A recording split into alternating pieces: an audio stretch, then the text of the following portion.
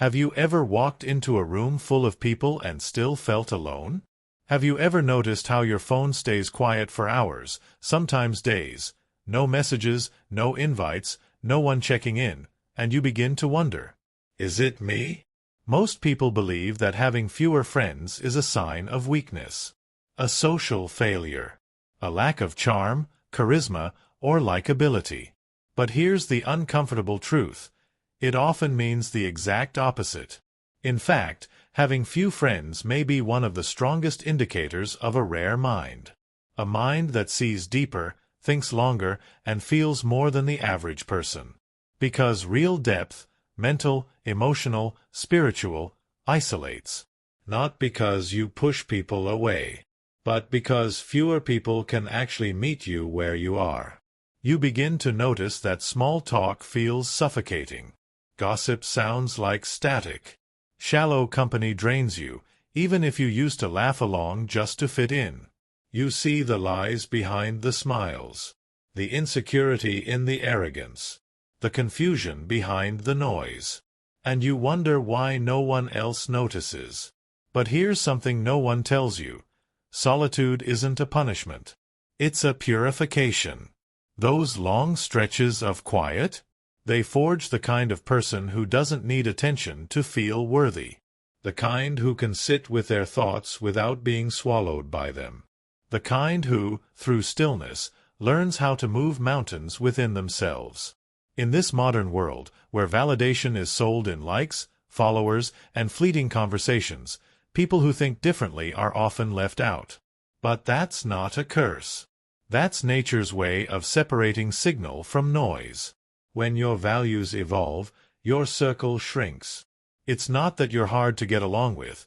It's that you no longer tolerate what doesn't align with your growth. You begin to crave authenticity. Conversations that don't end with a dead scroll or a fake laugh. Friendships that hold weight. That challenge you. That inspire more than they distract. And because that kind of connection is rare, it can feel like you're alone in the search. But you're not. You're just ahead. You've started to see what others avoid. You've begun to question what others blindly follow. And when you do that, when you truly awaken, you don't fit into the world you used to. That's why people fade. Why invitations stop. Why the room feels quiet.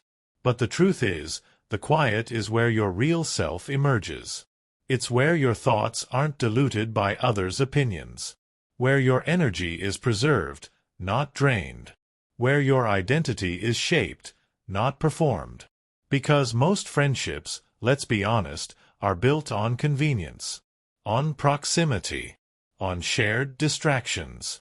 Take those away, and the bond vanishes. But solitude? That's earned. That's built on discipline, awareness, and the courage to be misunderstood. The world will never reward you for walking alone.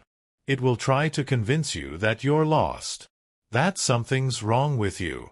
But in reality, you're simply walking a path so few are brave enough to choose.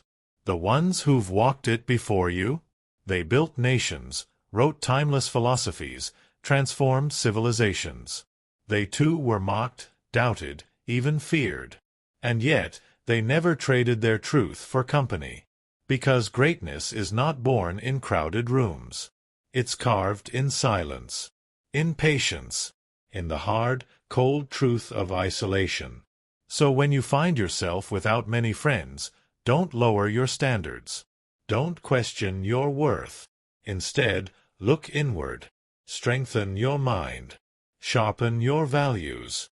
Become the kind of person whose presence is a privilege, not a product of convenience.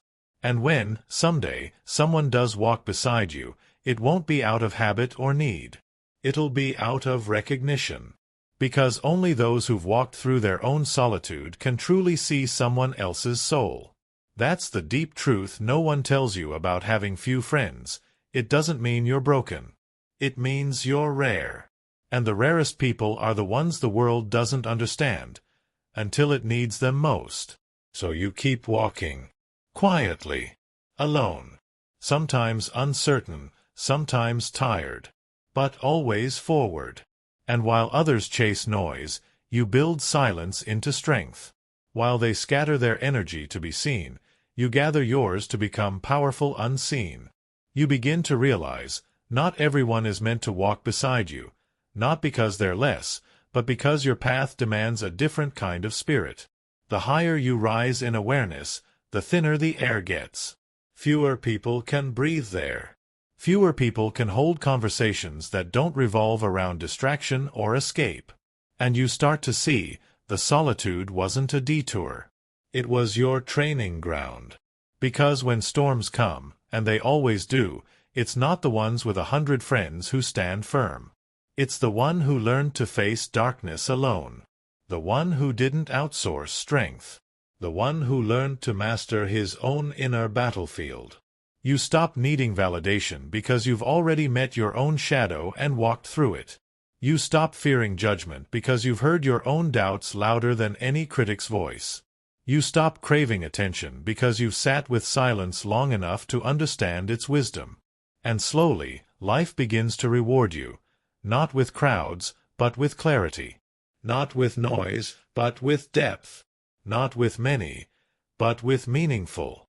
Because when you finally do meet someone who gets it, you'll recognize them not by their words, but by their silence. The kind of silence that doesn't need to be filled. The kind that feels like home. You'll talk less, but everything will matter more. You won't need to explain who you are, they'll already understand.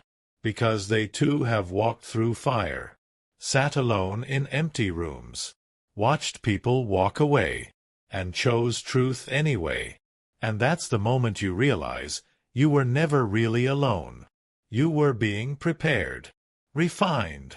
Hardened where you needed to be. Softened where you had grown too sharp. You were being made rare, not rejected. The absence of many was the presence of meaning. In a world addicted to attention, your ability to live without it becomes your superpower. In a society that measures worth in followers, your choice to walk alone becomes an act of rebellion.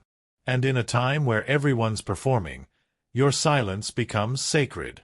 So the next time you find yourself without a crowd, don't ask, "What's wrong with me?" Instead ask, "What is the world preparing me for?" Because when you are truly aligned with yourself, life removes everything and everyone that would distract you from your purpose. ChatGPT said. And that purpose, it doesn't come with flashing signs or loud applause. It whispers. It reveals itself in fragments, in moments when you're still enough to hear it. A sentence in a book that hits too deep to be random. A stranger's words that feel like they were meant for you. A recurring idea you can't seem to shake, even in your dreams. You begin to notice, there's a quiet order to the chaos. Every lost friendship, every empty season, every unanswered call, it was clearing the path. Not punish, and the fewer people you had to please, the more honest you became. Not rude. Not harsh. Just real. Raw. Rooted in values that didn't change with every opinion in the room. Because when you stop pretending, you stop attracting those who were only drawn to the mask. And the truth is, most people are not afraid of being alone. They're afraid of being seen without their masks. But you've already been stripped of them. And you survived. You stood in front of the mirror, not just to fix your face, but to examine your soul. You asked hard questions. You sat through lonely nights that felt eternal. You confronted your regrets, your guilt, your fears, not to destroy yourself, but to understand yourself. To own every scar as a symbol of growth, not shame. That kind of self-knowledge doesn't make you popular. It makes you powerful. And in a world where most people run from themselves, power like that can be intimidating. So yes, you'll lose people. You'll be called too intense, too deep, too much. Let them go. The truth is, you can't carry light and baggage at the same time. You can't become who you were meant to be if you're constantly shrinking to make others comfortable. And one day, someone will come across you, not because you chased them, but because you became a beacon. and they'll sit across from you and speak in a language few understand. The language of the weathered. The watchers. The ones who didn't give up when the world went loud. It won't be a crowd. It'll be a circle. Small, tight, unshakable. Built not on popularity, but on truth. Not on frequency, but on depth. And in that moment, you'll realize the solitude you once resented was your invitation to something greater. Because the person you are becoming, they were never meant to blend in. They were meant to stand out, not for show, but for strength. And what you once called loneliness, you now call alignment. And alignment, true alignment, isn't loud. It doesn't announce itself. It settles in like a calm tide after a storm. Quietly, steadily, and without asking permission. You'll notice it when you stop needing to prove anything. When you stop explaining your journey to those who were never meant to walk it with you. When you realize that your peace no longer depends on someone else's presence, or their understanding, or their approval. There's a strange freedom in that. A kind of power that can't be given. It can only be earned through isolation, honesty, and endurance. You'll wake up one day and realize that you haven't missed the noise. That the silence you once feared has become your sanctuary. That the loneliness you fought so hard against was actually the beginning of your liberation. You stopped waiting for someone to rescue you. You became the one who saved yourself. Piece by piece, breath by breath, you rebuilt a self that doesn't flinch when left alone. Because now you know who you are. You no longer fill empty spaces with empty people. You no longer entertain friendships out of obligation, or conversations just to avoid your own thoughts. You've learned that some people don't leave because of who you are, but because of who they can't be around you. Your presence confronts them with what they're avoiding in themselves. Your silence speaks truths they aren't ready to hear. Your stillness reflects back the chaos they've buried. And yet, you do not judge. Because you remember, you were once there too. Clinging to noise. Running from yourself. Chasing shallow connections, confusing them with companionship. But not anymore. Now you've learned to listen more than you speak. To walk slowly, purposefully, without needing a crowd to feel direction. You've learned that real strength is quiet. Not because it's timid, but because it doesn't need to shout. People might still misunderstand you. They might call you distant, cold, even arrogant. Let them. Their labels say more about their own limits than they do about your truth. Because truth, real, inner truth, isn't always relatable. It's not always comfortable. But it is always unshakable. You've become the kind of person who would rather walk alone in truth than follow a crowd in illusion. And that is the kind of rare that cannot be replicated. And that kind of rare, it becomes your quiet legacy. Not the kind engraved in statues or shouted from stages, but the kind that changes rooms just by entering them. The kind that makes people pause, not because you're demanding attention, but because your stillness carries a weight their noise cannot compete with. People sense it, even if they can't name it. They feel the presence of someone who has been to the edge and returned whole. Someone who didn't escape the fire but learned how to breathe in it. Someone who walked through the emptiness and discovered that what they were really searching for was never out there, it was always within. You no longer chase belonging. You create it wherever you go. Not because you fit in, but because you stand firm. And in a world of shapeshifters, your consistency becomes revolutionary.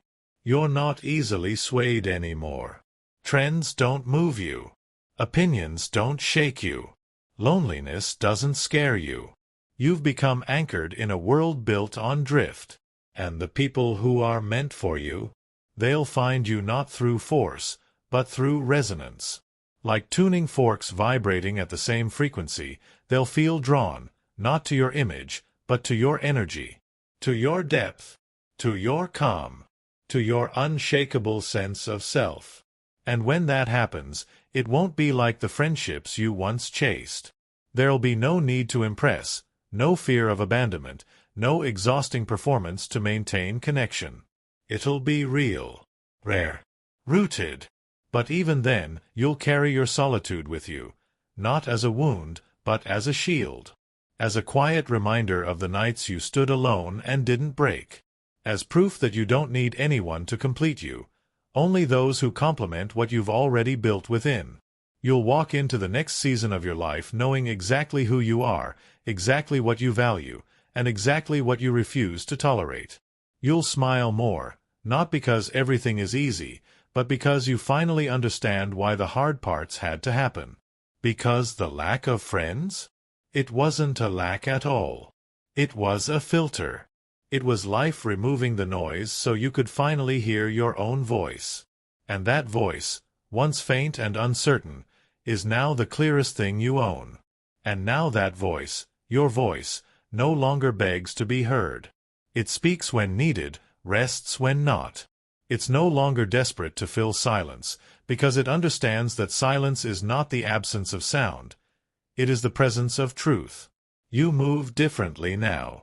You don't chase. You attract. Not because you're playing a game, but because you've become magnetic in your clarity. People who once overlooked you will feel something unfamiliar in your presence now, a steadiness that cannot be faked, a sense of inner completion they can't quite name but deeply crave. And you'll notice them, the ones still stuck in the cycles you broke, the ones smiling wide with empty eyes, loud voices masking restless souls. Now, your time is expensive. Your attention is sacred. You no longer give it away carelessly, because you've spent too many nights rebuilding what others tried to tear down. You don't argue to be understood. You don't fight to stay in places that feel misaligned. You don't explain your standards. They are what they are, and only those who respect themselves will ever respect them. Your few friendships now? They are mirrors, not masks. They reflect back your light and challenge your darkness.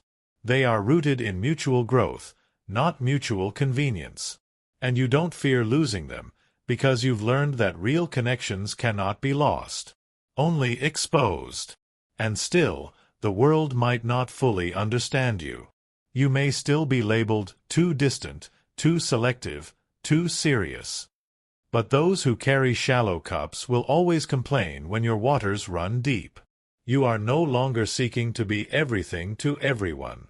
You are becoming something unshakable for someone, or maybe just for yourself. And in that, there is peace. You no longer mourn the absence of what was never real. You celebrate the presence of what finally is. ChatGPT said. And what finally is not flashy. It's not loud. It's not something you broadcast to the world hoping for applause. It's subtle, steady, and powerful. It lives in your habits, not your hashtags. It shows up in how you speak to yourself in the mirror each morning, in how you protect your energy, even when it means walking away from what once felt like everything. You've realized now that not all silence is empty. Some silence is sacred. A sacred space where you've learned how to rebuild, quietly, patiently, day after day. And brick by invisible brick, you've laid the foundation of something unshakable, self-respect. That foundation doesn't crack when people leave. It doesn't shift when others misunderstand you. It doesn't tremble under the pressure of being alone, because you're no longer trying to escape solitude. You've mastered it. You've turned it into a sanctuary, a weapon, a compass. And people sense that. They may not know how to describe it, but they feel it when you enter the room. You don't need them. Not out of bitterness, but out of wholeness. You've become full within yourself. So full that when others are around, it's not to fill a void, it's to share the overflow. You speak less now, but when you do, your words carry weight. Because they come from somewhere real, somewhere earned. You don't entertain distractions. You don't argue with noise. You don't beg to be chosen. Because you finally chose yourself.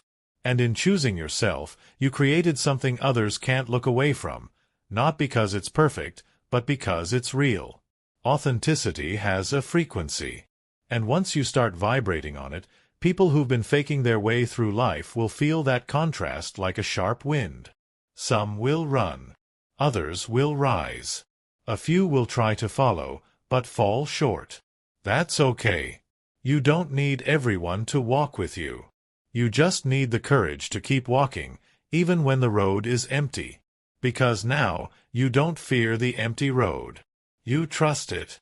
You trust that what is meant for you will never require you to shrink, dim, or pretend. You trust that your solitude was never a sentence, it was a sacred season. And you trust that the deeper you go within, the higher your life will rise without. So let the world keep misunderstanding. Let the noise keep shouting. Let the distractions pass by. You're no longer available for anything that pulls you out of alignment. You've tasted peace. You've touched purpose. And now, you refuse to settle for anything less. Because once you've touched that level of clarity, once you've met the version of yourself that needs no approval, no applause, no echo, there's no going back. You can't unknow your worth. You can't unsee the truth. You can't unfeel the power of walking alone and still standing tall. Now, you navigate the world with a different rhythm.